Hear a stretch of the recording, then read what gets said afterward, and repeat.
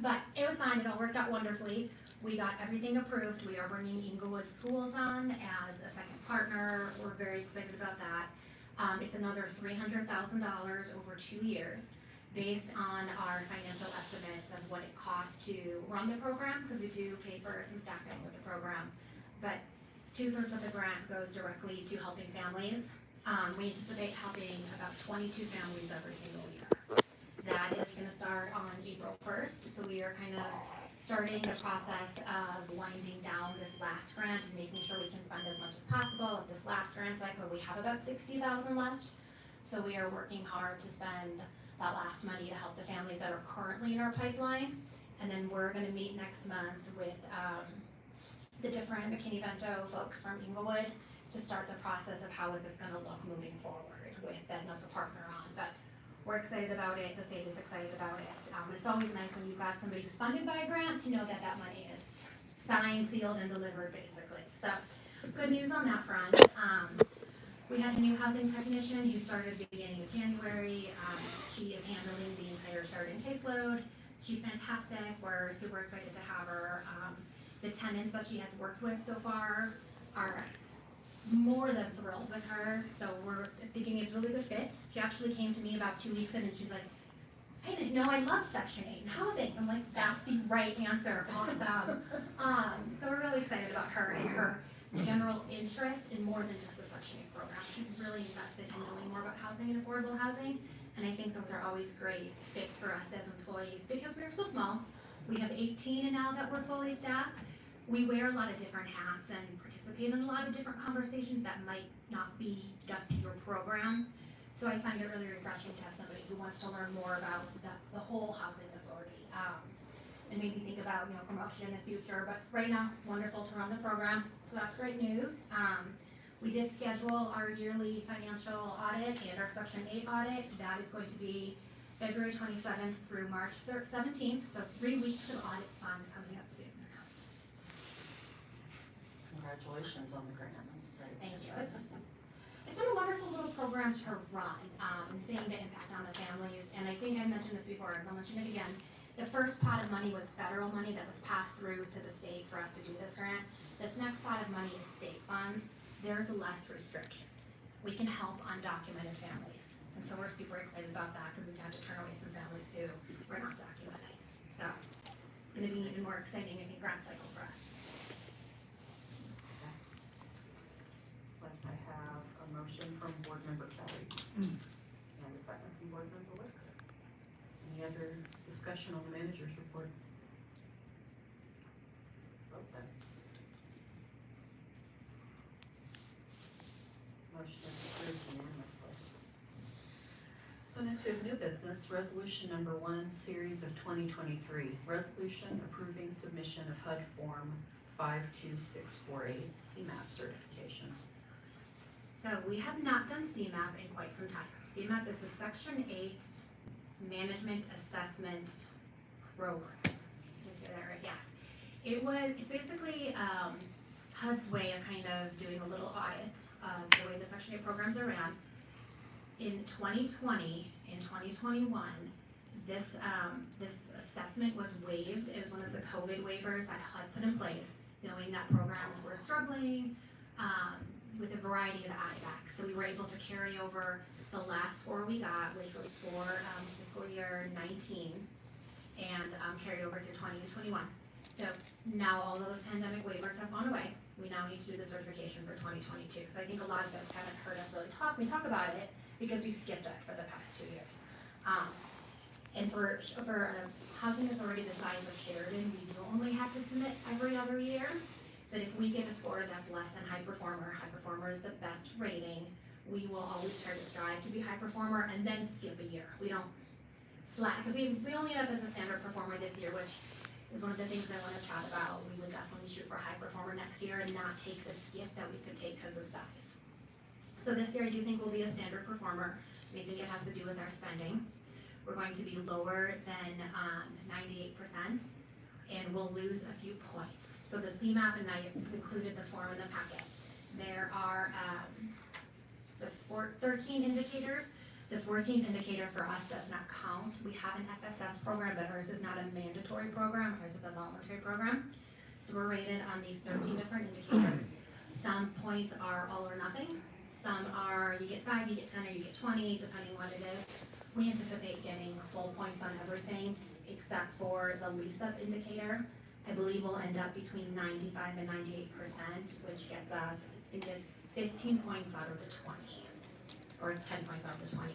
Either way, you have to be at 90% to be a high performer, and I think we're gonna end up somewhere in the 80s because we'll lose the points. That said, it's not totally unexpected, and it's not bad. I just like to be a high performer, so it's not great, right? So again, we will shoot to be a high performer in 2023, so we'll do the rating again next February. But everything else in terms of the ratings is looking good.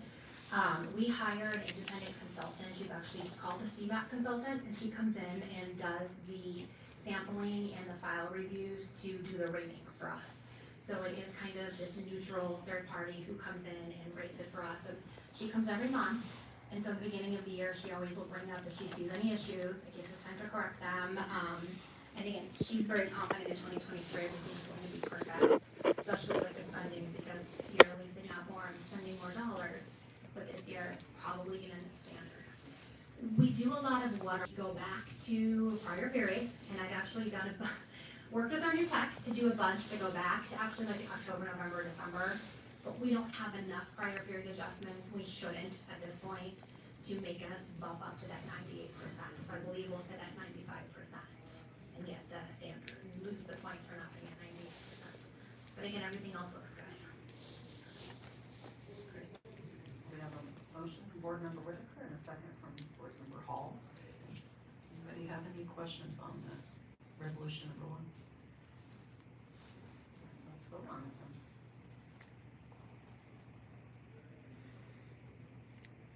Motion is approved unanimously.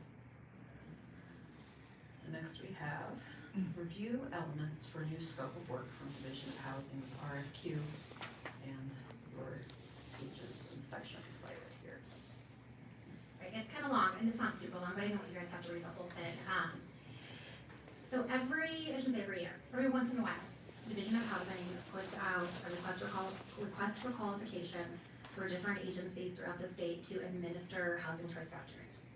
We don't do that anymore for a variety of reasons, but in their newest request for qualifications that came out at the end of 2022, they have I think it's actually a really lovely scope of work that I think we can build off of to create our scope of work, to have something to refer back to. Again, that starts on their page 6. Like everything about it, some of the things obviously we would change. They talk about a little bit in like section 5, when you administer DOH vouchers, you have to give them all the paperwork.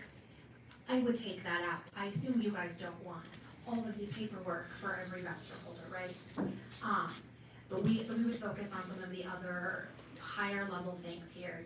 We'll do preparing all the documents, do all the interims, do all the annuals, do all the HQSs. I would like to put a section in here about, in the evaluation section, shooting for like high performer every year, things like that you guys I think would hold us more accountable to versus meeting sort of like time deadlines of giving you paperwork by the 20th of every month, right? So a couple of things don't apply.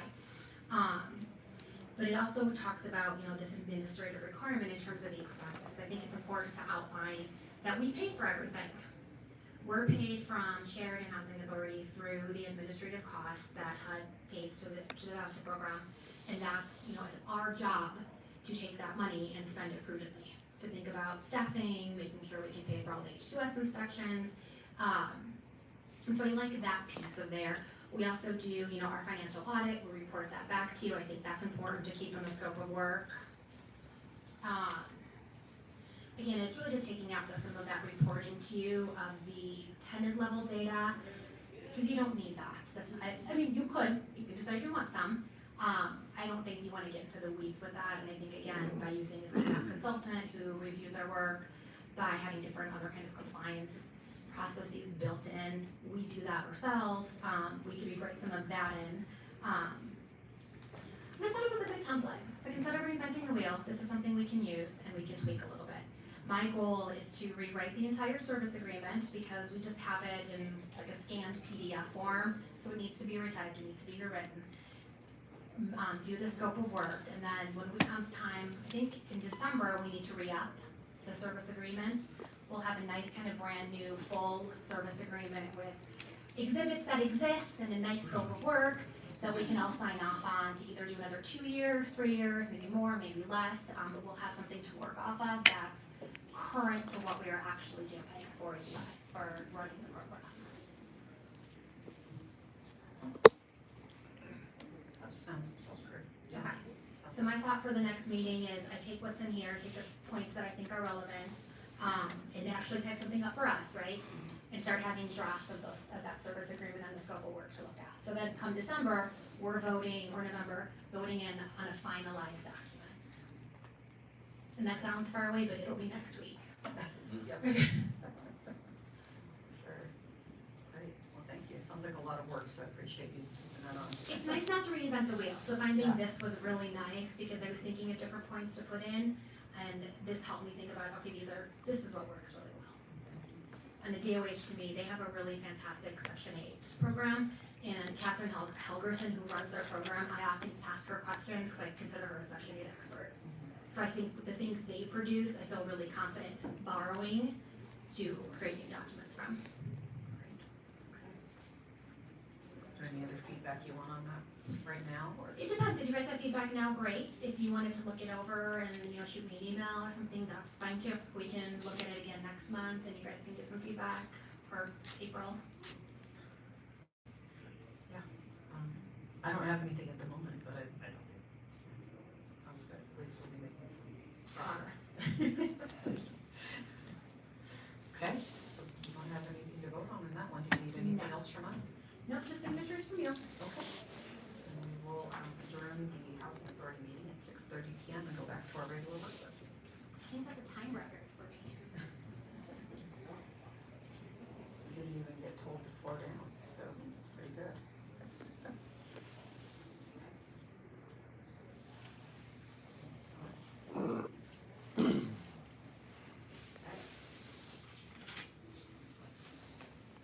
Next up tonight, we are talking about the bonsai economic agreement.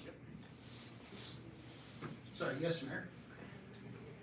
And what I want to do is get everybody to the correct place in your packet. So if you go to your regular council meeting packet and go to that resolution where we're approving that agreement for the bonsai redevelopment project.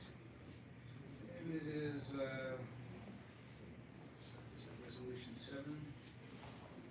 Get there, 8. Sorry, I gotta get there on my computer. Okay. So, when you get there, it starts off with a memo from Andrew. And I'm gonna have Andrew and Josh speak to this in a little bit, but, and they can cover everything that I forget as we go along here. But I wanna walk us through the document itself.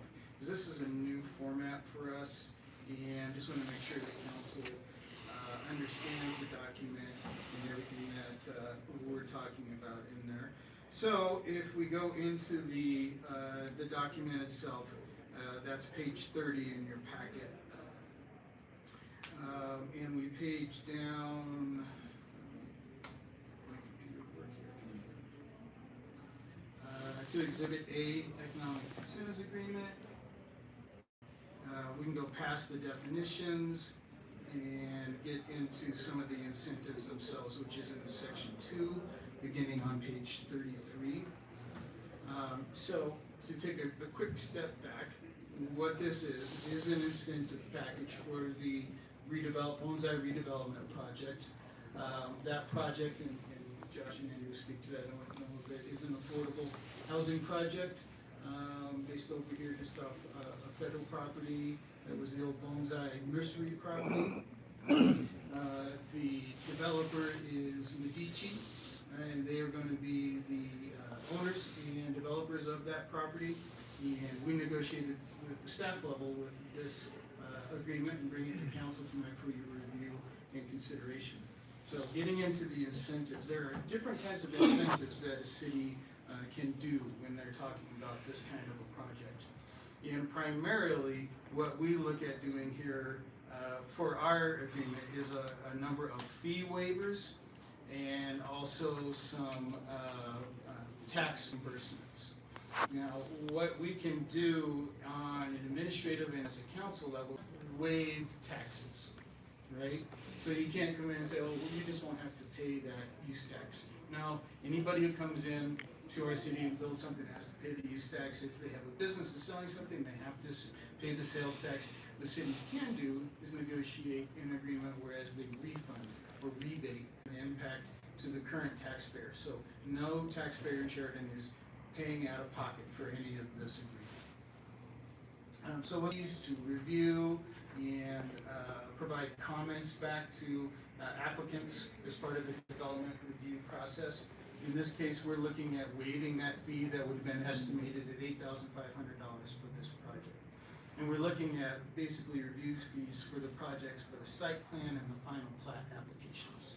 We've already done the final plat application. You remember that one of the previous meetings. The next fee that we're looking at waiving would be the building permit fees. This is, let me see, make sure I read the right thing here. This would be the building permits for their 4 buildings, buildings 1, 2, 3, and 4, and a community center that would be part of the site plan. And then based on the estimate of the project at this point, that fee, those fees would have been $151,397.90.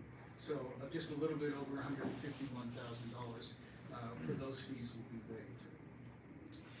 The next item that we're looking at working with them on is the Excel Energy 1% Fund. This is a nice example of a benefit that the city can help out with. As part of the project, the developer is going to be looking at undergrounding some overhead power lines. And then as part of the city's franchise agreement with Excel Energy, they have what is called, it's in our franchise agreement with them, that we have a 1% fund is what you'll mainly hear it called.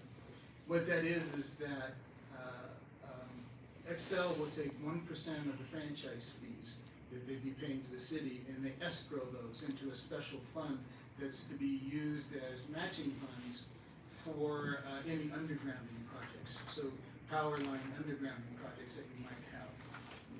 We're looking at part of this, or tapping into our fund for that to help them out with undergrounding, and that would be in the amount of $329,123.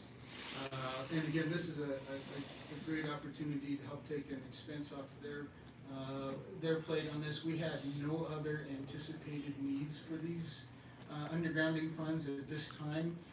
It's amazing how it sounds like a lot of money, over $300,000. That will barely do their section of their properties that they're looking at. So it doesn't do very much, right? This money doesn't go as far as you would hope it would go, is what I'm trying to say. You can't underground the whole city with this. You can do very generally relatively small projects. And so that money escrows and builds up over time, and then we can look at considering using that for various projects as they come along. And this is an excellent opportunity to be able to use that. And then we have also a fee waiver. The next one in the agreement is looking at any future funding, so the maximum fee waiver incentive, this would be the total aggregate amount of the fee waivers that may accrue. So everything that we talked about on that on fee waivers itself would be $159,897, almost $160,000 in fees that we would want to waive for the project. And then if you go down to 2.5, which is the next portion in here, that's the main part of what we're looking at for the reimbursement here would be the use tax reimbursement. In this, again, we said we can't waive taxes. We have to make sure the taxes get submitted, collected, and then based on those, then they can come in and apply for a reimbursement for taxes that have been paid towards this project.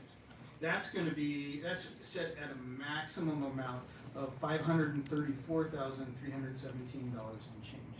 So a little over $500,000. It's the biggest part of this agreement would be the use tax incentive. We'll go down a little bit more, a few things else that I want to point out about this, and then I'm going to turn it over to Andrew and Josh, and they can talk about, again, anything else that I missed, or I know they have some additional information that they want to make the council aware of. We have some timelines, so if you keep paging down in your packet, 3.2 talks about when the project needs to be started, which is April 30th, 2023, coming up just here shortly. And then the completion of the project has to be, is anticipated at December 31st, 2024. Okay?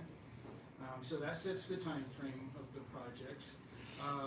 Now, get into 3.4 and 3.5, we start talking about some of the affordability requirements. If we're going to waive all these fees and rebate these taxes, we want to make sure that the project is what the developer says the project is going to be and what we're approving. So it sets out what are the affordability requirements, and you've heard us talk about this on this project several times. We're looking at 100% of the project of the 149 units there would be affordable, and this lays out the requirements that they would be between 30 and 60% of the area median income. Okay. It goes into operational requirements that says that not only shall it be operated at those affordability levels, it has to be that way for 15 years. Okay? If for any reason that the project were to say be sold or is no longer operated as an affordable project, then this long section of 3.5 and 3.5, 1, 2, 3, 4, it goes into there. It's basically a prorated schedule of the fees and taxes that are part of this incentive agreement would have to be returned to the city if it is not operated as they say they're going to operate it, which we don't anticipate at all. But when we're guaranteeing these kind of monies with fee waivers and especially with tax reimbursement, we want to make sure that we are safeguarding the taxpayers' money on this. So that's what all of these things are saying. Amount equal to. Go through all of this breakdown for like 2 pages. It goes into what amount of monies would come back to the city if it does not complete the 15 years as an affordable project. Did you have a question, Sally? No. Okay. I think it got. Okay. Everything is standard. Okay. The 15 years and then anything after that, whatever may happen, if it's selling or whatever. Correct. So the guarantee, and this is fairly standard types of. Yes. Yeah, and so this is fairly standard types of requirements that we'll have around affordability or affordable housing projects. You don't want to make it, you can't really make it in perpetuity, but you can guarantee it for certainly a decent amount of time. Let me see if there's. 15 standard? I'm sorry? Is 15 years kind of the standard? I don't think this necessarily, Josh can maybe speak to this, or Andrew, I don't think it's necessarily standard, but I've seen 10 years, 12 years, 15, 20, things along those lines like that, yeah. Let's see if there's anything else I really wanted to point out in this before I turn over to guys. It goes on about they can sell the property, however, it needs to be maintained as an affordable project if they do sell it, and lines out those kind of things, and a lot of the rest of this goes into just boilerplate of the agreement itself, setting out some of the liabilities around that. Exhibit B, if you page on down and get to Exhibit B, there will be some affordability covenants that outline what the requirements of the property will be, and this gets filed with the county and runs with the property, just like any other property covenant. Probably of interest to the council in here is you go down and item number 6 of that covenant spells out the occupancy restrictions, and we're looking at this time, we'd be calling for 75 1-bedroom units, 65 2-bedroom units, 9 3-bedroom units for a total of 149 units, and again, all of those equal to or less than 60% of area median income.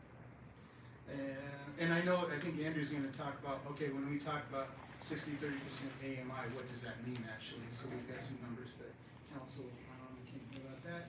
And to give them time to do it, I think I'm gonna shoot through here. I think I covered all the main parts that I wanted to in the actual document itself. Did council have any questions about the document? Before I turn it over to Josh and Andrew, yes? Is it possible to put it on these screens too, so everyone can see what we're talking about? We can try. It's a fairly large document. What part did you want to have on there? I don't know. Because we wouldn't be able to do much more than a page, or even that would be legible. Okay, Yeah. just whichever pages we're talking about. The page 48 of our packet. Okay. We'll see if we can get that up there. In the meantime, I think I'm gonna turn it over to Andrew, Josh, whichever one you guys wanted to go first, and, or if you did.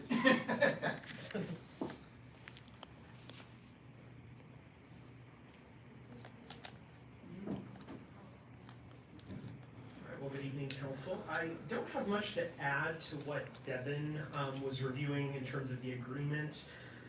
The only other thing I would say on kind of like the period of affordability of the 15 years, I think you see a lot of those that are kind of proportional to what the city's actually paying into it. So, you know, it's a little over $1 million, all said and done, but it is a $25 million project. So it is a fairly small percentage of what the city's contributing toward the overall project. So we felt that 15 years kind of made sense on that front. You know, you might see with other cities if they're doing loans or things that are in the millions, like multiple millions of dollars, they might want to have a longer period that it's to be affordable. The other thing I would say is, you know, it's not to say that after 15 years we couldn't extend that or renegotiate things. I think we've seen with some of our affordable projects in Sheridan, specifically like the Sheridan Gardens apartments, you know, I think they got their light tech credits back in the early 2000s, and after about 15 years you need to do some renovations to a property, so they had to come in with a pretty sizable renovation permit, and you know, that's kind of the time they could negotiate, you know, again, if we want to waive those fees for additional work to the property, what would that agreement look like and how long would we extend it for? So it's always subject to negotiation in the future, but we felt that was appropriate kind of for where we're at today. Not too much to add beyond that. Josh did provide a chart of current AMIs, area median incomes, and rents that are considered affordable for Arapahoe County. So that's what will be used for this project. So I think what was provided was for 2022, and I'm sure there's a 2023 chart out there as well, but it just kind of gives you an idea of, you know, what somebody would be making, what a household would be making if they lived in this development, and then what they would be paying in rent. So those are all set, you know, requirements that they're not able to go over. So typically, you know, they could probably charge less than that, but this is what you would expect to see.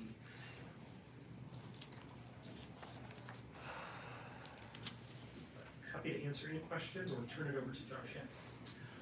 I mean, this seems like a great deal. Mhm. What are some of the benefits for Sheridan on this whole thing?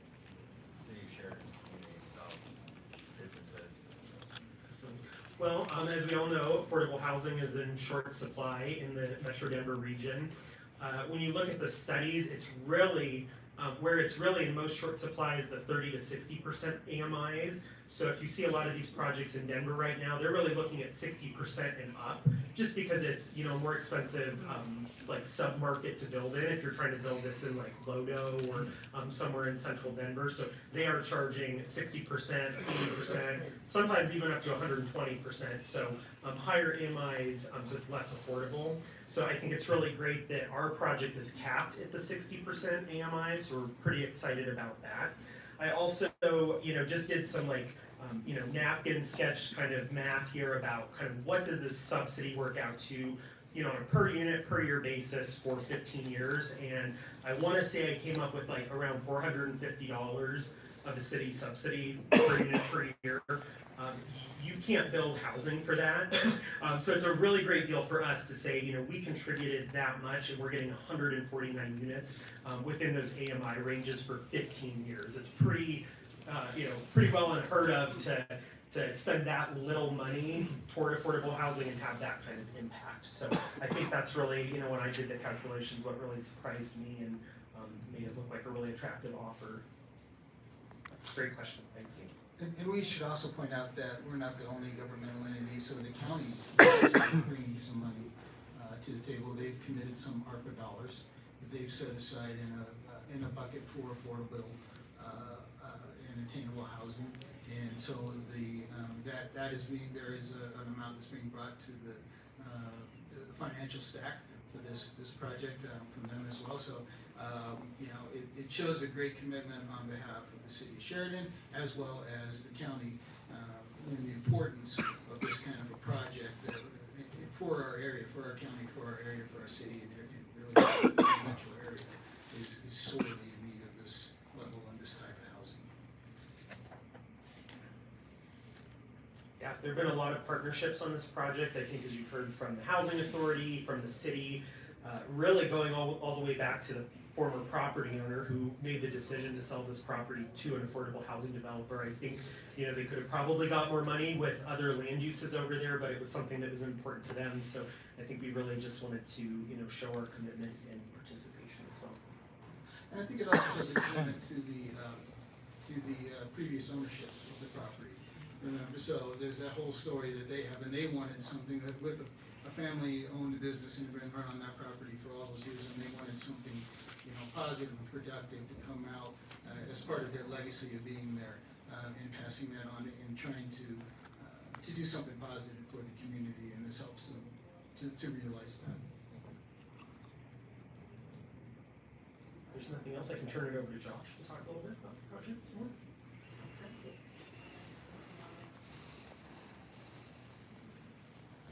All housing work session this evening, Dr. Phil. Well, you know, I'm just out, first off, I'm one of the partners in each development, with the developer of this project. And we're excited to be here this evening. Obviously, we rezoned the site, that's the planning, some of the real estate work. And so maybe our first opportunity to talk about what the project could be doing, surveys, and you know, obviously have any questions you might have, I'm happy to answer. As I was sitting there listening to the conversation, I'd make two quick points right out of the gates. The first is that the project will be affordable for at a minimum of 40 years. So even though your agreement is only for 15, there are analogous agreements with a number of the other funders that Devin just alluded to that extend beyond that period of time and will preserve the affordability that was described earlier. And then the second one was to your question, Ron. So, you know, what was the community benefit? And you know, it's hard, right? There's a lot to it. And one of the things I would point out is that that chart that was included in your packet, really what it's doing is taking a third of somebody's income and saying that's an appropriate amount of your income to spend on housing.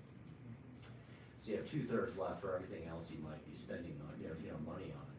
And for the community, a lot of times, what they can mean is that there's more disposable income for 150 households of 49 that are living here to spend at businesses and elsewhere, or just take care of their families, healthcare, and education. And which leads into a second point in terms of community benefits, which is a lot of we see in these projects that we have a turnover rate of about 10% or so a year. And if you look at market rate housing, the number's probably closer to 50%. And so what you end up seeing is just a lot more stability in a rental project. It's just people are living there for longer periods of time than a comparable market rate project. And so I think that we're gonna have members of the community that are living here for, you know, significant periods of time, and that have financial stability while they're living here, and can contribute to businesses and everything else, and take care of their families at the same time. So I think that's a great question. I wanted just to add a few things to Andrew's answer as well. The other part is that the other support we've received has been tremendous, and so really appreciate your support. The county has come to the table with a significant contribution. The state of Colorado, we've received tax credits from the state as well as from the federal government, and then we're going and getting a mortgage as well. So it's a very complicated capital stack, but your participation is really tremendously valuable. And it's also one of those things that when I'm out there talking to a state agency, I can say, hey, we're the city, the biggest city, and they're contributing to it. I mean, it really helps me do my job as I'm out there trying to raise money, at a state agency. So it's been tremendously valuable just for the money itself, but also for what it's allowed us to do as we pull together this pretty sizable amount of money to build the project. So can't say thank you enough. And we might be limited on time. I'm so happy to take any questions if any folks have any. We have about 5 minutes if council has any questions of Josh or staff or about the document, anything along those lines. Good, thank you. Thank you for those. We'll be out there for 18 months, so you can start by. It's the finance. Yeah, ask us questions if it comes up to later, so. Well, from a timing standpoint, though, we do hope to close, maybe even this week. We've been working through one last agreement with the county, and I think we're there. We've been, as I'm sure everybody's noticed, been doing some kind of clearing the site, but hopefully we'll get the guys out there in March and start to do some of the work and get that line underground. And it's seeing a lot of activity. And the first building would come online in about a year, and then they kind of get staggered.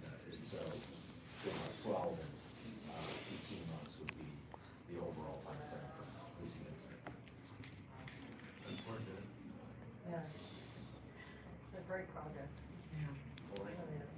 And I would mention too, Lindsay's been another partner of ours. I left her out. She's participating in the project, and she's been a good partner. And a lot of those vouchers that are out in the marketplace, I would note, are great value for her program because these rents are lower than what she would be paying in the market. So you actually get more vouchers out into the community. And we end up seeing like 10 to probably 20% of these units will be held by voucher holders once things get stabilized. So that would be in addition to the 5 she mentioned. They'll absolutely be a number of voucher holders. So the affordability mix that we talked about earlier is a little misleading. We're gonna end up serving probably another 24 folks at that 30% level because they'll be moving in here. And it really helps Lindsay as well because those dollars go further when they're in the tax credit. And more properties to put people in. I mean, they just have trouble finding places that wanna take Section 8. So. Yeah, absolutely. So, well, thank you again. Thank you for all this. Really great project.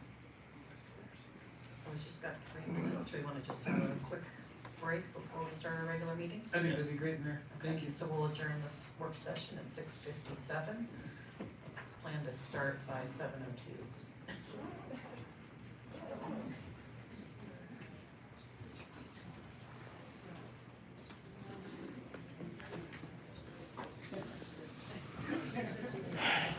Yeah.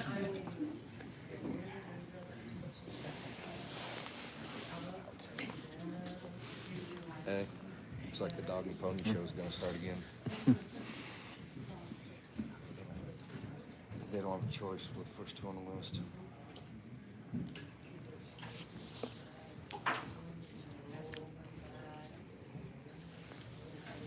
Okay, there you heard it. We're adjourning for a little bit here. So, try to do the phone the other way, but for some reason it's not sticking. So we'll be watching it this way. But thanks for coming in, everybody. How you doing? Hey, how you doing? I'm all right. Cool. I'm Blind Man Audits. Yeah, Yeah. I kind of gathered that. Yeah, that's okay.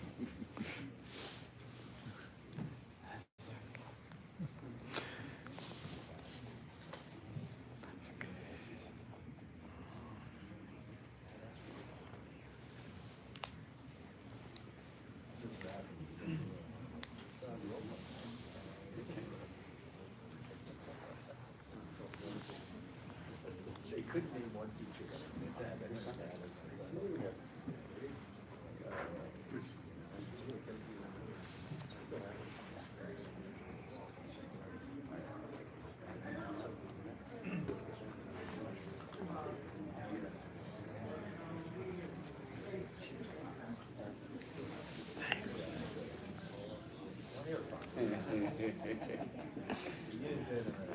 Jealous.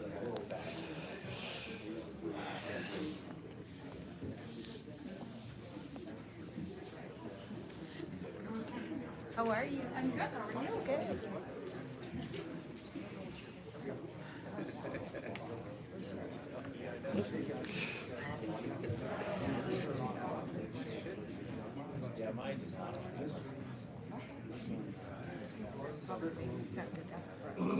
I love seeing all the people here. And I kept my word, there's pizza. There's pizza over there. There's no whiskey, but there's pizza. So, don't act shy. There's a lot of pizza up there. Go on and get you a slice. I think I'm gonna get me a slice. Really? What do we got? Yeah, that's fine. What do we got there?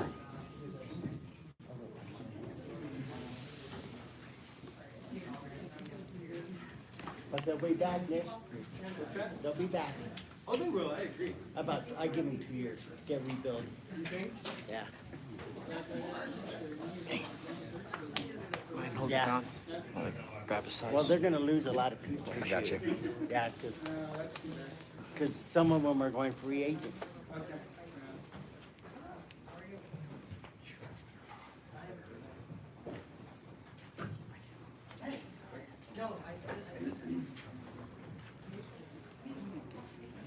Huh?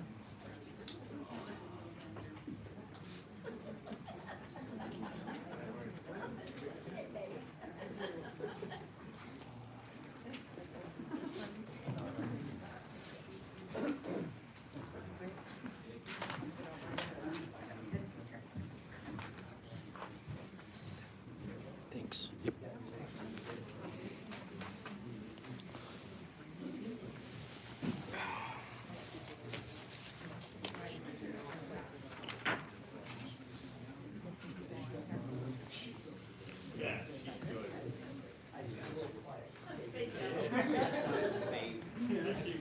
Well, taxpayer-funded pizza here.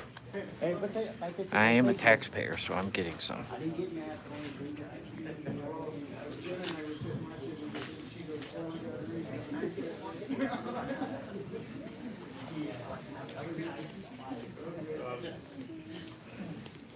I had an inspector come by and check out the house for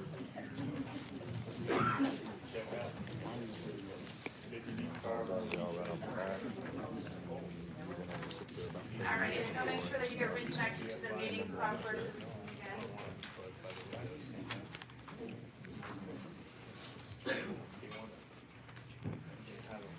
Can I ask our interpreter to give an introduction?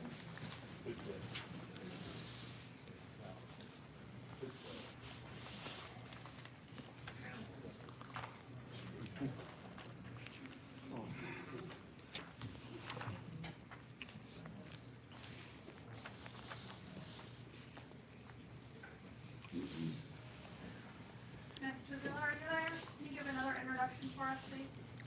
Yes, ma'am. Hello. My name is Gisela, and I'm here with the Community Language for Practice. And one more time, thank you for practicing language justice. Thank you for giving the people to participate and engage in the language of their heart, the language that they feel most comfortable in. Once we turn on interpretation, you will see a globe icon on the bottom of your bar that says interpretation. If you're not fully bilingual, I ask that you select your preferred language, if it's English or Spanish. And if you're joining us today from a phone or a tablet, it has 3 dots on the bottom of your bar that says more. You can click on it and then select your language. If you're going to be presenting or facilitating, please be aware of your speed, knowing that Spanish takes 20 to 25% longer than English. Hola a todas las personas, mi nombre es Gisela Escobedo y estoy aquí con la Community Language Club. Y quiero darle las gracias a los organizadores de este evento por su compromiso a la justicia del lenguaje. Gracias por dar una oportunidad donde las personas pueden involucrarse y participar en el idioma de su corazón. Una vez que aprendan interpretación, usted va a ver un icono de un globo en la barra debajo de su pantalla que dice interpretación. Si no eres completamente bilingüe, te pido que selecciones tu idioma preferido. Si estás hoy con nosotros desde un teléfono o una tableta, vienen 3 puntitos abajo que dice más o more, le das un clic ahí y después seleccionas tu idioma. Cualquier pregunta estamos en el chat. Muchas gracias. Thank you very much. You can go ahead and send an interpretation. Thank you. call to order this regular meeting of the Sheridan City Council for February 13th, 2023. The time is 7:04 p.m. And we have roll call, please.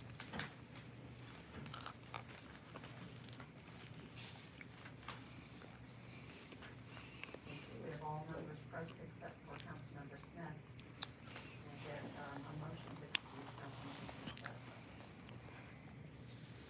Motion made by Councilmember Whitaker and seconded by Councilmember Hall. Please cast your votes. That motion is approved unanimously. Next tonight we have the invocation followed by the Pledge of Allegiance.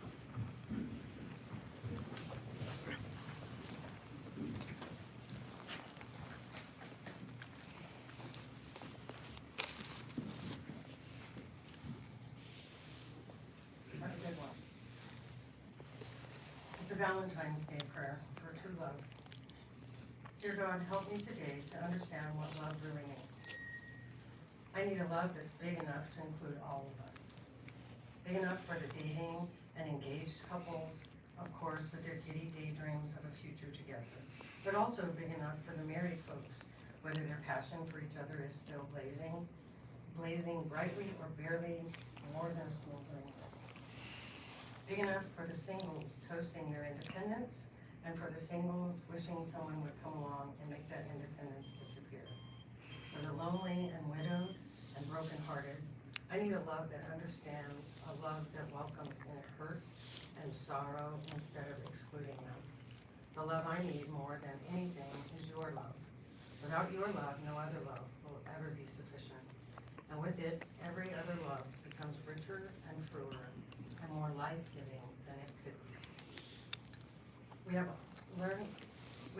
learned all our best loves from you. The love of faithful friends, of spouses, of significant others, of parents and siblings and children. Love that commits, love that sacrifices, love that lays down its life. You authored each of these loves, taught us how to recognize them and long for them and give them away. Our best efforts at Valentine's Day are just a fraction of the wholeness of life.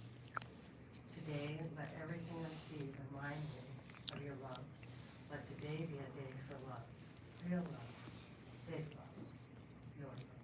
Amen. Pledge allegiance to the flag of the United States of America and to the republic for which it stands, one nation, under God, indivisible, with liberty and justice for all. Do we have any changes to our agenda? No changes on there. Thank you. Next, we'll have staff reports. What do you have for us, Cindy? No report, Madam Mayor. City manager. Oh, city attorney. Sorry, do we have any updates from our attorney? Thank you, Mayor. I do not have any updates from our office this evening. Thank you. City manager. Thank you, Mayor. I do have some updates I want to make the council aware of. First, I start off with a reminder to please complete the sustainability survey that our sustainability coordinator Mel sent to everybody.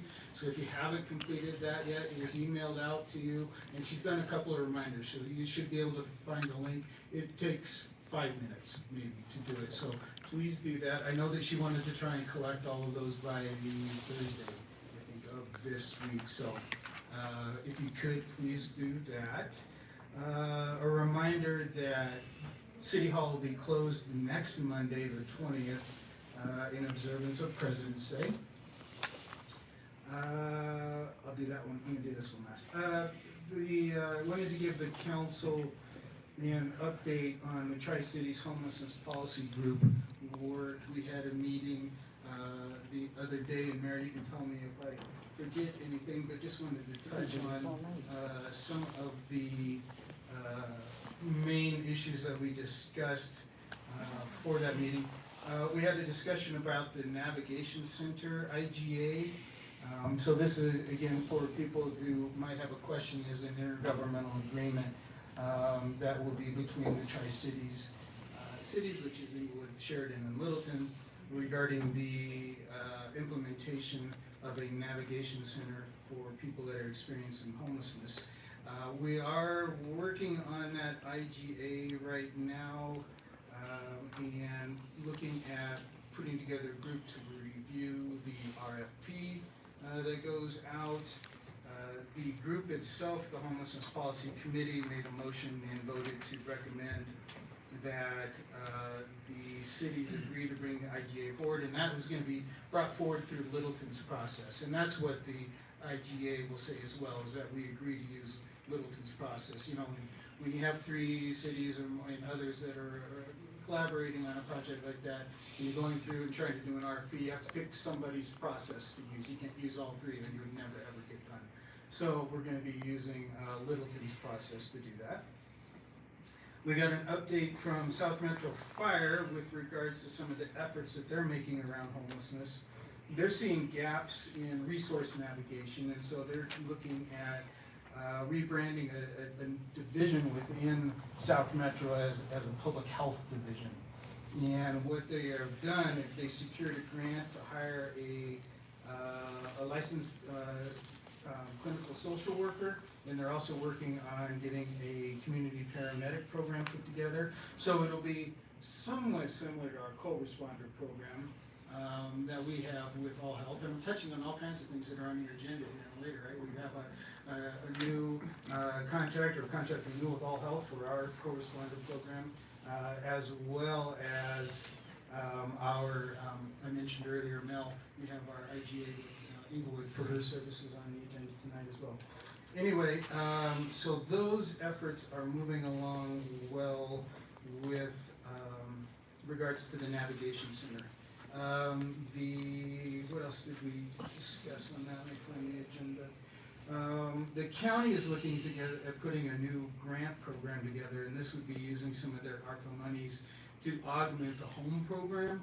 HOME is a funding program that comes through federal monies that come through the county for the administration of affordable housing and things along those lines that can support affordability. So they are, they just gave us a quick briefing on what that potentially might look like, but they're still got, I think they got quite a bit of work, but it's something for us to keep an eye on to see if that's something that Sheridan might be able to take advantage of. And then we got an update, well, hold on, let me see what else I want to talk about here. Yeah, we got an update, and I'll hand this to council. I'll speak loud. This is our, the Tri-Cities Homelessness Action Plan status update. And so this is, Mike Sandgren, who is our Tri-Cities coordinator for homelessness. This is the report that he puts together that has status updates as far as the action plan that has been adopted by the 3 cities. And I won't go through bit by each one. It's pretty long. It's broken down into 3 years, but we are currently, if you flip towards the back, there's a progress update. We're about 33% completed on the plan itself. About 53% of the items are in progress right now, and 14% still need to be planned and moved forward. So we're making great progress on those efforts. And then the last bit I wanted to share on there, we got an update from Mike, is that, we have been participating with MDHI and their metro-wide efforts as far as looking at their Built for Zero program. So if you remember us talking about Built for Zero, it's a regional effort for the metro area to focus on ending homelessness for vets. And they are seeing really good success on that right now and been able to move pretty good on their form. So they're not yet, but they're talking about what expansion might look like and if they expand that program beyond having Built for Zero for vets. And that was always a plan, was to be able to expand Built for Zero out, to be able to help much more people besides vets that are experiencing homelessness. But we wanted to start with the veteran population to see and get some momentum going and work on that. And I think they're seeing the opportunity to be able to start expanding those efforts to help for other people besides vets that are experiencing homelessness. So that's good news that that effort is also showing good progress and looking at expansion. I think that's it. Mayor, did you have anything else on that? Because our mayor chairs that group. No, I was also encouraged to find out that our local case conferencing seemed like they said they had the capacity to move beyond just assisting vets right now. So Right. it shouldn't be too long, I wouldn't think, till they move on. Right. Let's see, just a couple more things. Just my schedule coming up, a lot of things that are in the works right now. I'm going to the CML Legislative Workshop later this week on Thursday, so that'll be an excellent briefing for us that they do each year once the legislative session gets going, and they look at once some bills have been introduced and what are the local government focus areas and what do we need to be aware of, what do we need to talk to our local legislators about. And so it's a day-long session that CML puts on. I'll be attending that on our behalf. I'm also going to be attending the County Homelessness Coordinating Committee Executive Leadership Meeting. This is the county's efforts at putting together a plan like the Tri-Cities have done with regards to homelessness and people experiencing homelessness. So it's great to see that the county, they're making efforts to progress on this as well. And we want to make sure we're supporting them in that. And so I'll be attending their meetings on that on their Executive Leadership Committee. And then I'll also be attending the Region 9 Opioid Council meetings. This is ongoing for the administration of the opioid settlement monies that have come into the state of Colorado. Millions upon millions and millions of dollars that have come in on opioid settlements and will be distributed through these processes that have been set up with opioid councils across the metro area. We participate, Sheridan participates in this, and currently that effort, and I don't have it right in front of me to see if I remember, but there's 7 focus areas that the opioid council is working on right now. I volunteered to sit in on the co-responder. So they're looking at putting some money towards the co-responder programs, which would be fantastic. Help support our efforts in that as well as others, and we'll be able to expand those efforts as well. So it's a busy week, which is good. The last thing I wanted to mention, 2 things, and I'm really happy to talk about this. First off, Reagan Ivana has been promoted. We promoted Reagan from his position as the permit tech to the new accounts payable business license administrator. So it's a nice step up for Reagan, and we're glad it'll be great. So we have to fill his shoes now. So we're currently recruiting for that, but it's nice that we get to keep Reagan right there so he can help out. And you were already cross-trained on that, so that's fantastic. The other one is that Andrew has been promoted to Community Development Director for the city of Sheridan. Andrew, as anybody who is familiar with our council meetings, is a frequent participant and has done a fantastic job for the city. And so we're working on finalizing what that new, we haven't had a Community Development Director, it's kind of been me. And so it'll be nice to have a real Community Development Director, and we're working on figuring out exactly what that job description and what those responsibilities, and we're finalizing all that, but got him on board, and hopefully we'll have Andrew's services to help lead the city of Sheridan for years to come, so congrats, Andrew. That's it, Mayor. Happy to answer any questions that you have. Thank you. Lots of good news in there. Anybody have any questions for our city manager? No? Okay. Chief? Just one small announcement. So we're going to be having our next multicultural Sheridan Police Department Citizens Academy. That's coming up March 14th, 15th, and 16th. We're working with primarily right now our Spanish-speaking community, but we are open to others joining, and if we have big demand for that, we'll get someone to also work on that. So I want the city council to know so that we can start getting that information out. So as soon as we finalize all the details, I'll get that out so we can share it with our community. So that's it tonight, Madam Mayor. Thank you. All right, we'll move on to the minutes of regular city council meeting of January 23rd, 2023. Have a motion from Councilmember Kelly, a second from Councilmember Pickle. Any discussion on the minutes? Have a vote then. Motion is approved unanimously. consent agenda, authorize disbursements that have been or will be made from January 16th, 2023 to January 31st, 2023 in the amount of $593,523.63 per the referenced and attached transfer of funds. I have a motion from Councilmember Hall and a second from Councilmember Stang. Any questions or discussion on the consent agenda? Let's vote then. That motion is approved unanimously. Next, we have resolutions. We have resolution number 6 of 2023. A resolution of the City Council of the City of Sheridan, Colorado, approving an intergovernmental agreement between the City of Sheridan and the City of Englewood for the provision of Sustainability Coordinator Program Management Services. Do you want to give us a little background on that one?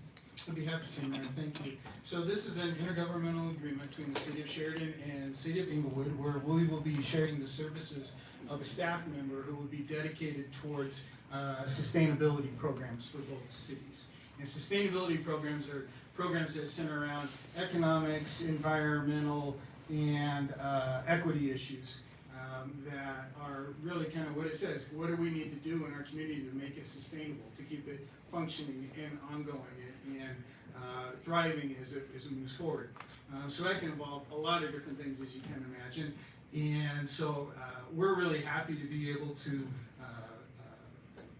partner with the City of Englewood in getting the services of this staff person. And I'll tell you, her name is Mel, and she is fantastic. And she is going to be doing wonders for us. So she's working 1 day a week for us, and then, well, it might not be just quite 1 day, but a certain number of hours for us, and then a certain number of hours for the City of Englewood. Our total amount will be $15,000 a year for her services. This will be a 3-year agreement, so it's capped at $45,000 over the 3-year agreement. And then if we look at moving forward after that, we can consider what that looks like as we move forward, if we need to renew the IGA or make any changes at that time.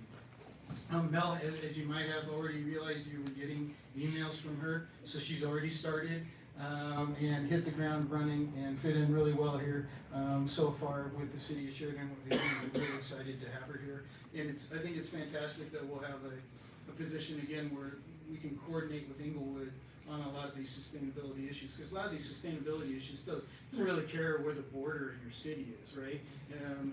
It's larger types of issues with regards to environment and economics and things like that that go way beyond borders. So it'll be nice to have this opportunity to have a person that knows both Englewood and Sheridan. How can we work together as cities to address these issues? So that's what you have in front of you tonight, Council, is an IGA that I recommend its approval. Is there any questions or discussion? There's a motion from Councilmember Whitaker and a second from Councilmember Daigle. So if there are no other questions, we can vote on them.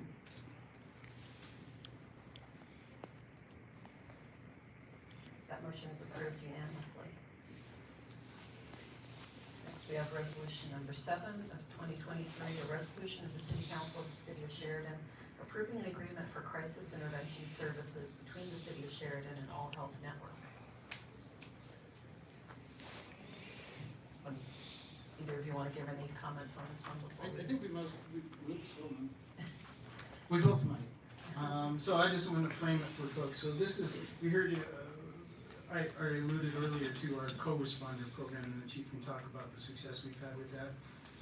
But this is where we have behavioral health and mental health professionals that respond with our police officers to certain types of calls. So it could be a domestic violence, it could be other things, where you have somebody that's possibly in distress, either behaviorally, they might be having some mental issues. They need somebody to talk to, or they need somebody to help them that's trained along this. And lots of times our officers aren't necessarily trained in some of the issues that these people are having to work through. So this is our third year of this program. We're working with All Health Network. They provide the personnel that to the co-responder program. They also have some, in this agreement, there's some management oversight, some things around like supervision and case management times. Anyway, the program, and we've talked about this, council knows, because we talked about this in the budget, and we put the money aside in the budget for the expansion of this program. And I think we budgeted $60,000, and the cost that you have here is $59,459.05. So pretty good job of budgeting that. It will be covered, and again, I think we recommend it, but I'll turn it over to the chief if you wanted to say anything else about the program. Just to talk a little bit about the success that we have, our co-responder is vital to our operations now. This is an opportunity to have someone that is trained in mental health conditions that the police are, we get a small dose of that, right? But we don't go to at least 4 years, 6 years, 8 years of college for it. So having someone else ride around in the car with us, this is one of those programs where we want to continue to adopt so that we don't have to respond to everything as a police officer. We can send the services out. So what we do is we send our old health worker with an officer. The officer rides around, we take calls. If there's any call that may have a touch of mental health problems, or sometimes she just shows up with us on calls and it turns out we can use her services here. But it allows her to be the front person. And once everything is settled and we know that there's no danger, the police officers can step back, making sure that she is still safe, and allow her to work the magic that she can do. It really pays off, especially with a lot of our homeless personnel. Sometimes they are experiencing some mental health issues, and we have services, and we will immediately give them services. But it helps when someone's not in uniform and they're able to see someone else and see us step back. So we are very high on the program. We thank City Council for continuing to support us with that issue. And as we're talking, we'll have another program that we're partnering with the other cities that will help us in this as well. But just wanted to mention that for City Council. I know you're very well what we do with that, but thank you. And for those in attendance, make sure that they understand that we are being progressive, doing all we can to handle and help all the different individuals in our cities. Thank you. And I agree, this is one of our, to me, it's one of my favorite programs we have. I think it's been, just to be able to give people in crisis another option, you know, that the police can't necessarily handle that kind of situation. So I think it's an amazing program. So I'm glad to see that we're going to expand it, and I'm glad to hear we have the opportunity to expand it even further in the future. Did you want to comment on that? You know, we often think of, you know, homeless being in crisis or someone actually being in a mental crisis. But I had the opportunity, my neighbor was being notified that her husband had passed, and she, our health worker was there, and she was just so very kind and gracious, and really, really helped my neighbor. But then also has called like 3 different times in the last month to call and check on her and to make sure that she is doing okay and that everything is still, you know, okay for her.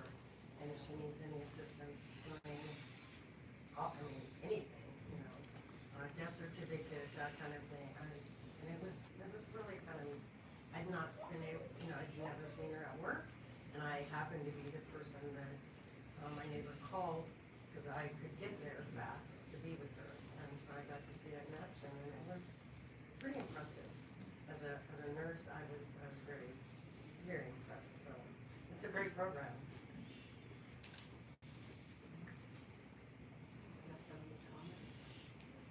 We have a motion from Councilmember Davis, a second from Councilmember Kelly. So we'll vote now. That motion is approved. Next, we have Resolution 8 of 2023, a resolution of the City Council of the City of Sheridan approving an economic incentive agreement pertaining to the Bonsai Apartments development project.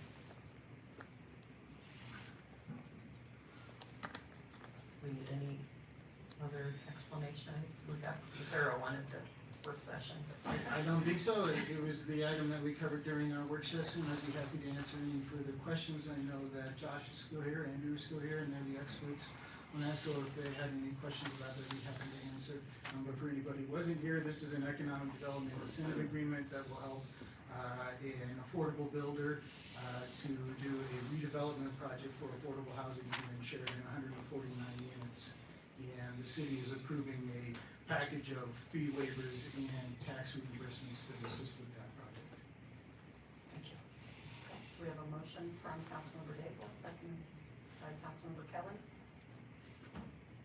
We can go ahead and vote. Motion is approved unanimously. Next tonight we have Mayor's Choice. We just have a few items. I also wanted to encourage everyone to take the survey about sustainability. I did mine. It's not too complicated. It's really kind of free form, so whatever ideas you might have about what that program should look like for Sheridan, there's somewhere in there for you to put those. And to connect them back to our goals, or just free form, kind of whatever you're thinking about. She made it pretty straightforward. So, but I think it's a well-crafted survey. I think you'll find it pretty simple to complete. Secondly, I wanted to bring up that in the Can-Do meeting on Friday, Jim Taylor mentioned that the South Suburban Parks and Recreation District has 2 openings at the May election. So I just wanted to encourage, if you know anyone in the Sheridan community who might want to run for one of those positions, I think that would be a benefit to us. Jim Taylor has been a voice for Sheridan for as long as he's been on that board. He has a heart for Sheridan, so I would love for someone from our community to get on there since he's term limited.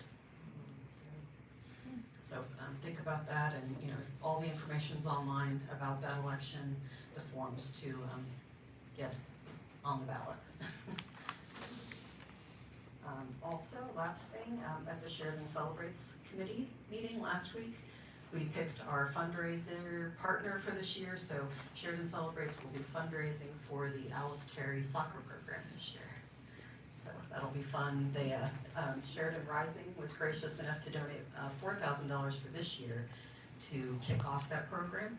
And so Sheridan Celebrates is going to try to even surpass that for next year and try to have a year, school year long program for Alice Carey. So I'll be hitting all of you up for donations or what you want. All right, council member's choice. Who wants to speak?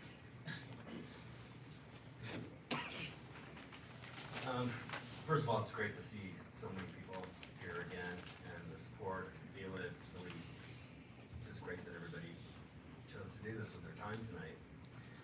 My name is Jay Whitaker, council member Ward 2, and I've been thinking a lot about the First Amendment and our moral compass. Our First Amendment rights are freedom to speech, freedom of religion, freedom of press, freedom of assembly, and freedom to petition. What I keep coming back to, are there any boundaries? What are the boundaries of First Amendment rights? Without question, the First Amendment has health and safety limitations. Are the freedoms of our First Amendment rights penetrable? Well, at some point, morality violates liberty. Do those freedoms override individual rights?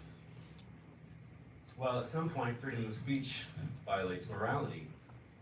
The Constitution, the foundation of our country, establishes a baseline for us to follow. Morality is the determining factor. Where do you sit on the moral compass? Where can you have liberty and morality at the same time? The Founding Fathers believed we would always have a moral compass to guide us through these discussions. And in the spirit of our Founding Fathers, let's have free speech, let's have morality, let's keep the government in check while also maintaining decorum, and let's keep from imposing individual freedoms on other people's rights to freedom. Amen. Thanks. Thank you, Jay.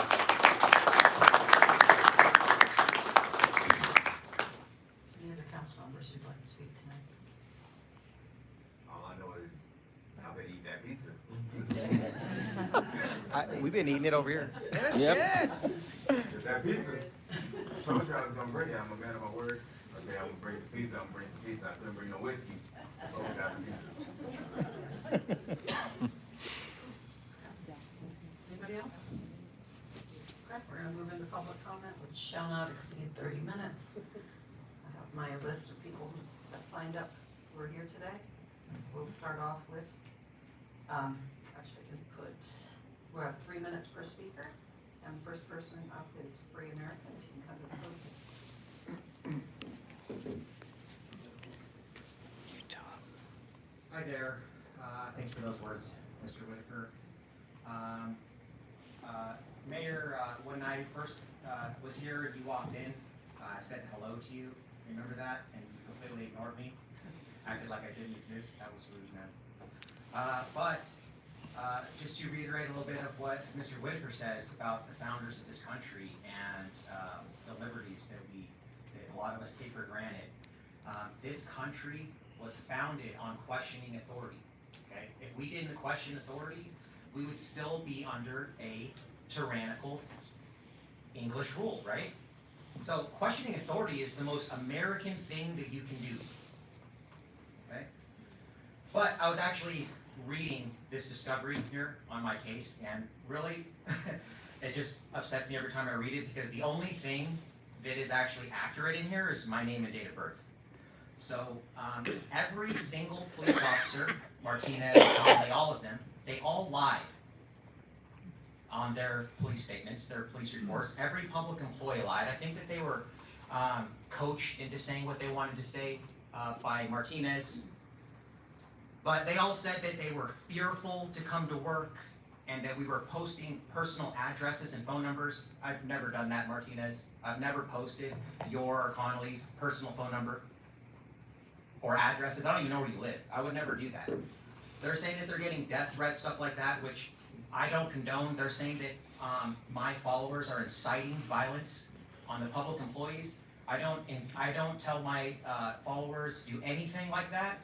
We do not condone that, but we get our lives threatened too. We were actually told if we show up here that we're going to be executed in the parking lot, so we appreciate you guys bringing in some extra security tonight. But let's see what else we got. Actually, let's just jump right to the good stuff. We actually have some impact statements, some victim impact statements from all the police officers, because they're victims of us exercising our rights. Focus. And recording, peacefully, by the way. A lot of the people said that we were here to block windows and we were impeding people from conducting business. Well, we were here peacefully for business. We weren't here to do anything of the sort.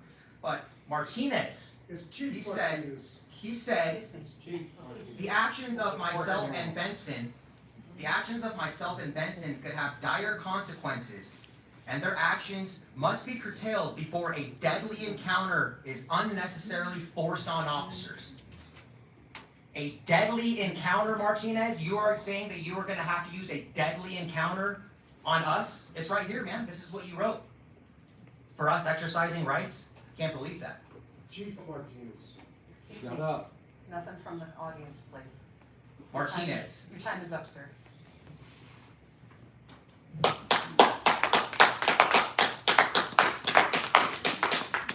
Next night we have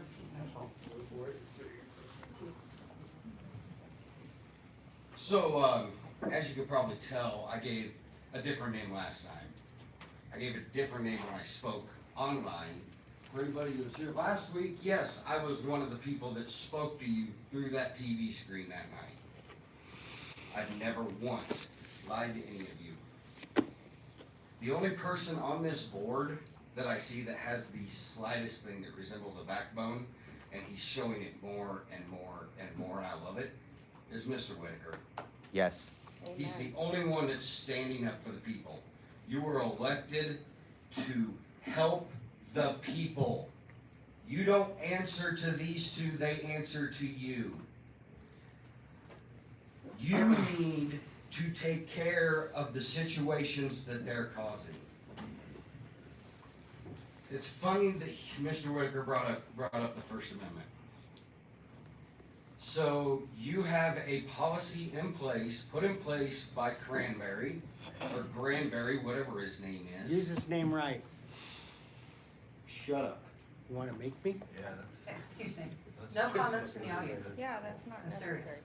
You have a policy put in place by him that violates the First Amendment and free press. And you're doing absolutely nothing about it. That is why everyone's so upset, is because he put a policy in place and then had 5 people who were peacefully protesting against that policy. They were here to get FOIA request forms and to fill them out for information that they wanted. And you had officers come in and arrest them for that.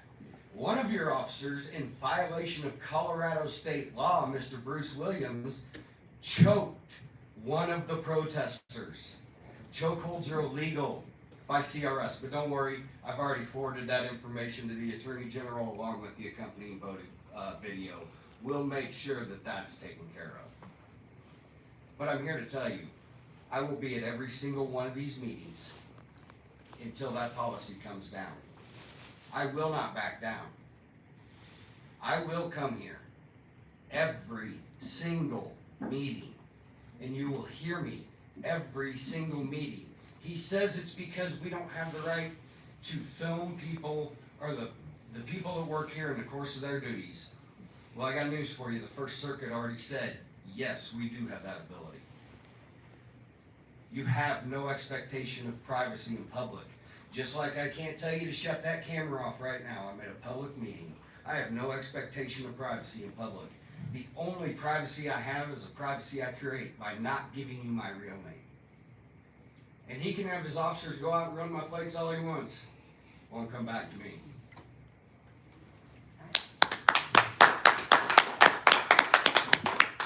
We need to ask everyone in the audience, please don't shout out when it's not your turn. If we have time, you'll have time to come up to the microphone and you can make your comments then. Okay, next we'll have Indira Guzman.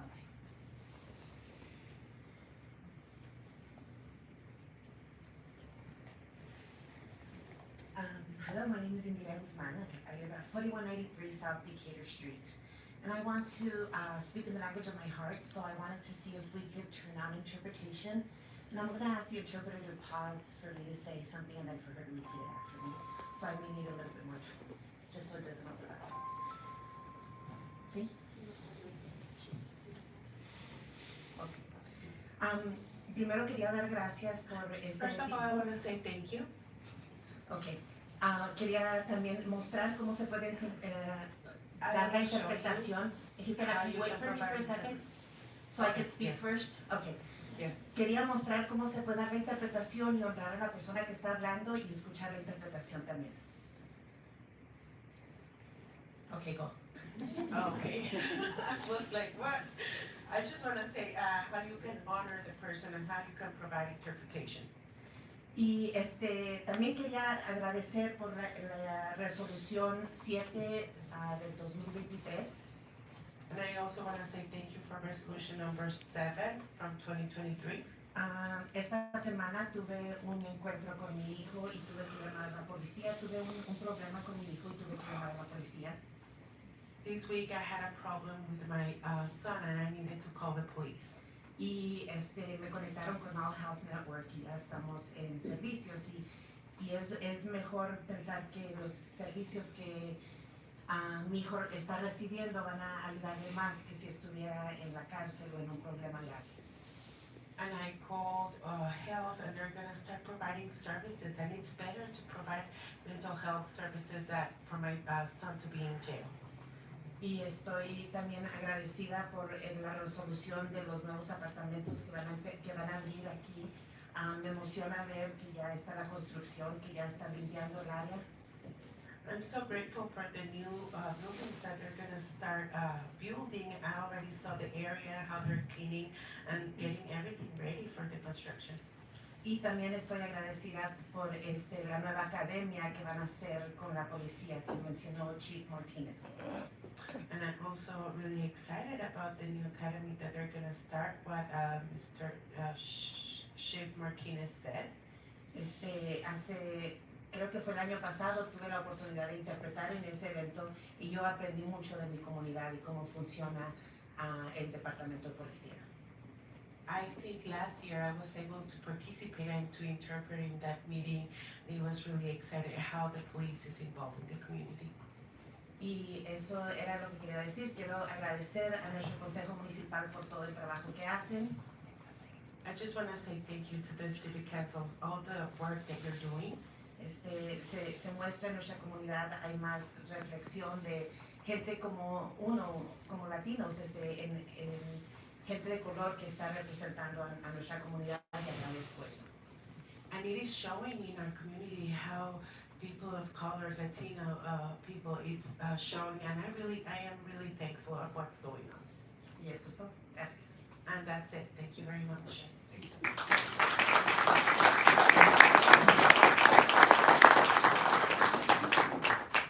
Next up, we have Sheridan Gay.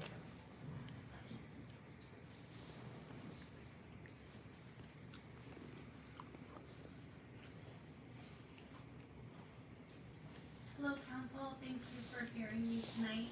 I just wanted to come up and let you all know how much Sheridan Gay Store, 3788 South Knox Court. I just wanted to thank you all for the work that you've done on resolution number 7. I want to thank Police Chief Martinez for continuing to advocate for the co-responders in Sheridan. I know I work in the mental health field, and I know what an important impact it has in our community, and so I appreciate you all continuing to fund and just hear out what the importance is in every situation where they can benefit. And so I wanted to thank you for considering it and for funding it and all the work that you all continue to do as a city.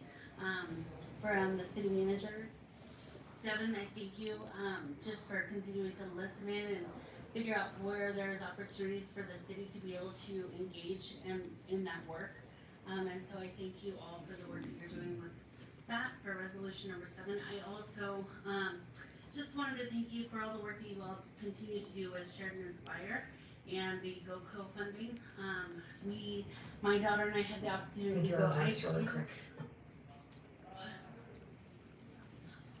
My daughter and I had the opportunity to go ice skating the other day, and it's something that we wouldn't have done, and we're really looking forward to being able to go camping next week in but somewhere really exciting that I've never been before. And I probably wouldn't go if it wasn't for the opportunity that you all have partnered with that kind of funding for. So I just wanted to thank you again for the research that you all put into making sure that we have opportunities as families here in Sheridan to be able to do great things outdoors and just continue to be able to experience wonderful opportunities with my daughter. And yeah. Thank you all. You're great.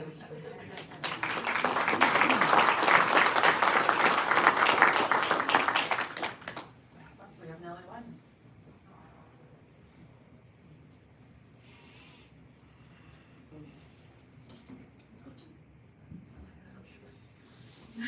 Okay. Hi, everyone. Good to see you all. My name is Nellie Lyman, 3727 South Wingford. And I also want to speak on the language of my heart. So whenever they're ready, I just go. Okay. Buenas noches, otra vez. Me da mucho gusto verlos a todos. Sé que los veo durante la semana en algunas meetings o juntas. Pero me da mucho gusto verlos otra vez. Good evening. It's nice to see you, everyone. I know I see some of you during the weeks in different meetings, but it's glad to see you again. Y también quería venir aquí a dar, bueno, yo trabajo para una organización que está muy conectada aquí con la comunidad de Sheridan. I work for an organization that is really connected with the city of Sheridan. De hecho, casi todos nuestros miembros de la organización viven aquí en Sheridan, tienen sus hijos en estas escuelas. Mostly all of our members from the organizations live in Sheridan and their kids attended to the schools in Sheridan. Y me gusta traer las buenas noticias, las cosas que escuchamos de parte de ellos, de lo que está sucediendo en la ciudad. And I like to bring you the good news that they're bringing the things amazing that are happening in the city. Una de esas cosas buenas que está pasando en la ciudad es el proyecto de bonsai. Muchas familias que están súper emocionadas con ese proyecto porque ya se están viendo allá dentro de esos apartamentos. And one of the amazing things that are happening is what's going on both sides, the community or the families are really excited because they're already seeing themselves in the apartments. Lo que es muy, nos entusiasma mucho que hayan traído ese proyecto, se les agradecemos mucho que hayan hecho eso por la comunidad y por Sheridan. We are very excited that you brought this project to the community and for Sheridan. Otra de las cosas también que mencionan mucho es que esto crea un sentido de pertenencia para los miembros de toda la comunidad en Sheridan. And it creates a sense of belonging for the community in Sheridan. Los eventos que están pudiendo hacer aquí en Sheridan. Por ejemplo, lo que acaba de mencionar el Mayor Tara, que es lo de Sheridan Celebrate. And all the events that you're putting together for the community of Sheridan, as the mayor said, the recent event that just happened. De Sheridan Celebrates, que eso trae a toda la comunidad de Sheridan, a todos los miembros de Sheridan, a que se conozcan unos a otros. Por eso somos una comunidad pequeña y súper unida por todas esas oportunidades que nos dan ustedes de estar juntos. Sheridan Celebrates brought together all the community. We are a small community, but we're united, and it just brings the community together.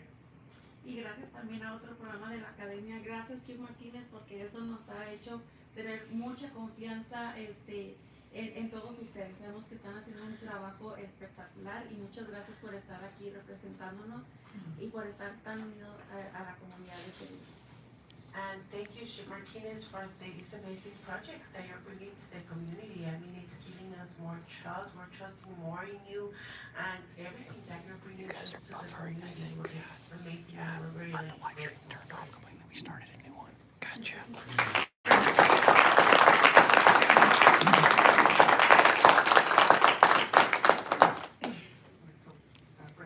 They said they started a new one.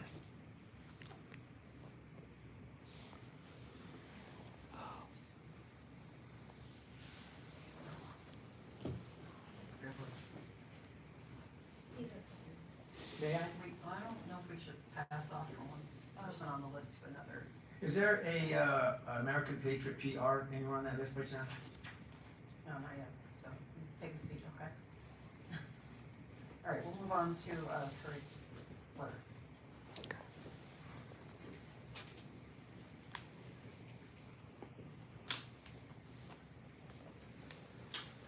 Hi, thanks for the time here.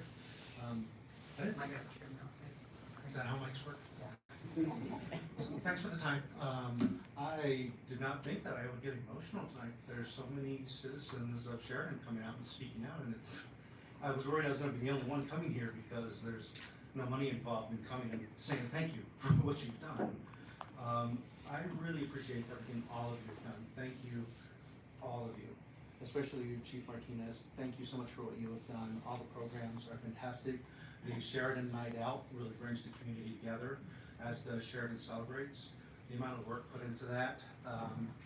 If people knew how very little money, next to no money, because there's so many volunteers involved in that, they would be shocked at the work that's gone into this. Other things that I'd love to thank the city for. I love the way that you've worked out the recycling. You've done the carrot instead of the stick. You make the recycling free, and that way it encourages people to do it. I think there could be a little more education for some people who don't know what things can be recycled and how to prepare those items before they're recycled. And there might even be some people out there who don't realize they could get an additional second can for free for recycling, that all of that's free.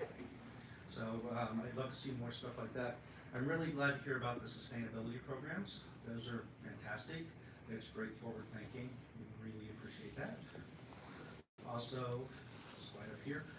I know you get probably nothing but complaints about photo radar, but I appreciate it. And there's just one weird trick I would love to tell people about that they probably don't realize that can help you fool the photo radar, and that is if you go the speed limit. It can't get you. I know it's my own idea, but it really works. I haven't gotten a ticket somehow, magically.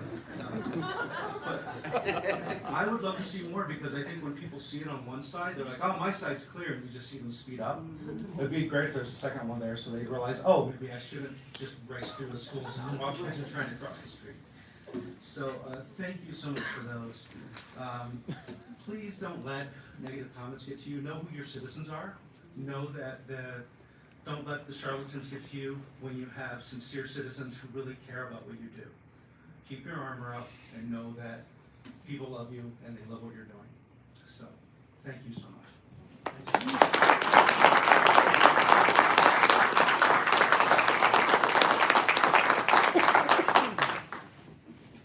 Next we have Todd Benson.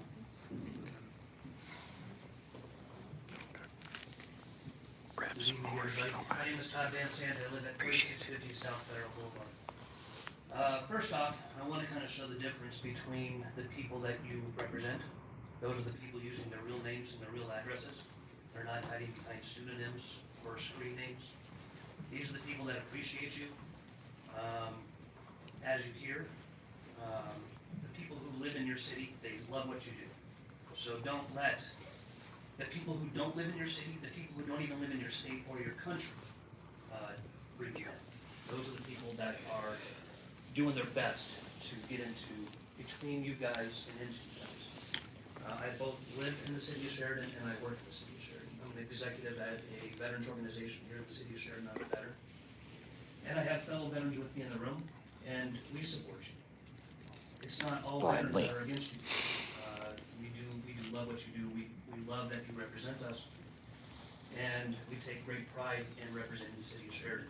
So, from the chief, the city manager, city clerk, all of you guys do a great service for us. We are the ones who elected you here. We are the only ones that can take you out of here. We love you, we respect you, keep doing the good work that you're doing. That's all I have. Thanks, guys. Appreciate you.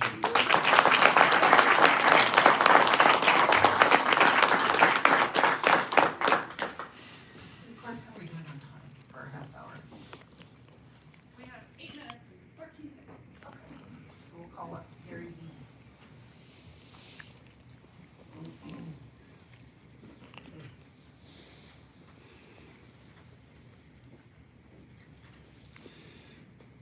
Thank you for letting me address you guys tonight. I'm not a citizen of Sheridan, but I feel like I am. I work down here, I spend my hard-earned money down here, I have fun down here. We appreciate the safety that's in the area. Unfortunately, I don't live down here, but I appreciate all the safety, the equalism, what's the other word I'm looking for? Sustainability of the city of Sheridan. You guys have supported my organizations down here. You supported the safety of the shoppers down here, the banking down here. I just wish maybe you could move up north a little bit. That may need to come. Chief, I really appreciate the job you have to do. You're got a tough job. You watch these videos on YouTube about I got the right to film in public. Well, you do, but you don't have the right to impose upon the public worker in such a manner that they can't do their jobs. The city manager, I appreciate what you can do to get the other cities around you to work together. If we could all do that, I am sure that the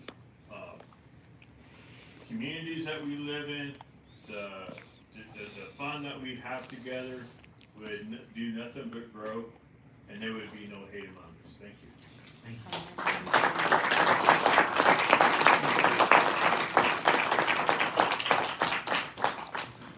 We'll call up Mike Hunt.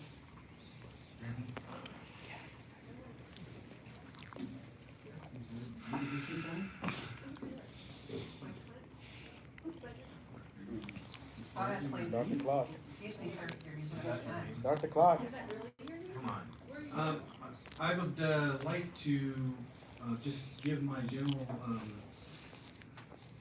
I guess just general comments. I like to hear things about the Constitution. I like to hear that there are veterans that are here, and I myself am one, and that they they have positive things to say. I will say this. Those who are around me might have seen this. This Pledge of Allegiance is the first time that I stood respectfully that I have not said the words of that, because I'm not going to make a pledge in front of people who I honestly believe it's lip service. It's casting pearls before swines. What I've seen of the attempt to silence the public, and the public is everyone here, not just the people that live in Sheridan, it's everyone. That's why it's not a Sheridan residence meeting, it's a public meeting.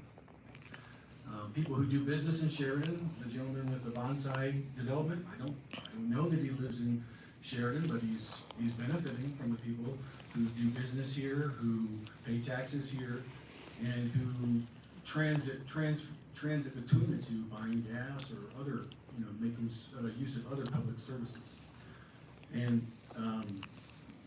when it appears to everyone that you are allowing a out-of-control police department and an out-of-control public or city manager to simply scroll words on the paper and have people arrested, I don't believe you are honoring your pledge to the Constitution. The only people, or I can name a few people who can write things down, and people are arrested, and they're in dictatorships around the world. Amen. Kim Jong-un. I can go on. That's not the way that things should operate here. The city of Sheridan should fulfill public records requests.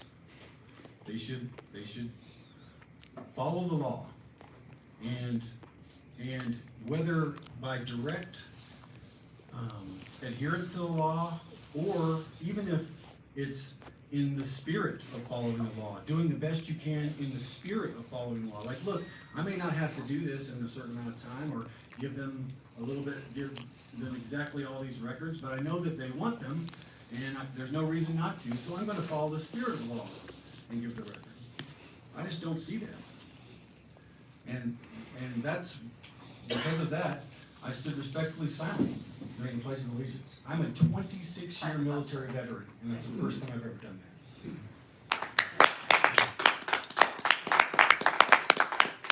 Thank you. How are we doing on time? 2 minutes. Okay, well, it's not enough for anyone else, so we're gonna stop for tonight. We'll adjourn the meeting at 8:03 PM. Thank you, everyone, for being here.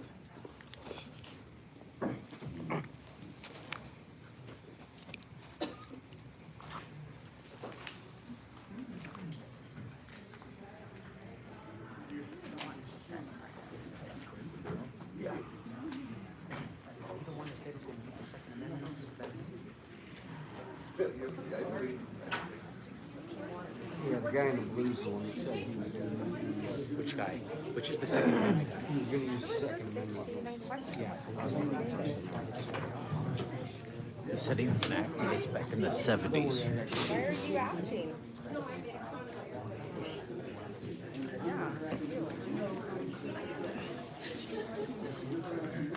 Hey. About the time. Hey, what are you doing, lady? Oh, I'm standing in front of your No, you camera. just bumped into her. You can't do that. I'm standing touched me. That's You harassment just now. bumped That's into her. harassment. Ladies and gentlemen, the most privileged human being that's Zero ever to 18. lived. You got that on tape, too. That's harassment and unwanted touch. You can't put your hands on people, man. On your camera. You can't touch our cameras. You cannot touch them. That's against the law. Yes, you did. You bumped right into her, man. Unacceptable. Yes, you did. Don't touch her. I'm trying to walk on your camera. You just stepped on my foot and my camera. Oh, you stepped on. Don't touch my camera, lady! I didn't touch Yes, you did. You stepped on my camera. What's wrong with you? That's against the law. All right, meeting's over. The meeting is over. Everybody please leave the building. The meeting is over. Don't bump into me. How much money Don't did you get from